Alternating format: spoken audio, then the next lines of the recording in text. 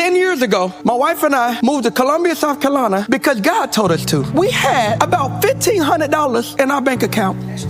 My mama said, had to put down the earnest money on our house. If you need a loan, you can see her after church. She is really good at helping you get one foot forward. And we said, God, if you sent us, we'll go. We came to this city knowing about 8 people, had never been downtown. We didn't know nothing about Columbia, but God said go. But we prepared a place for his presence. It wasn't fancy, but we built him a house. And then fast forward, during COVID, he gave me a visitation.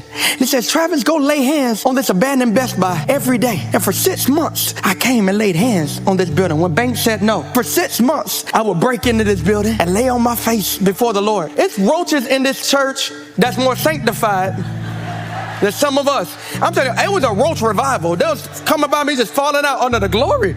So excuse me when I come to this church and I can't be fancy for y'all. Excuse me that I'm not one of the pastors that just come in casual and don't give God the praise. Because I remember this. And because of the faithfulness of God, this became this. And I'm not used to this. Ladies and gentlemen, this is not a product of man's work. This is not a product of man's wisdom. This is not a product of new methods or agendas. And so we will rebuke new carts. This is a product of faith. It was built by faith. It will be sustained by faith. And when nothing else could help, Jehovah Jireh stepped in. Do me a favor, grab your neighbor and tell him I'm not used to this.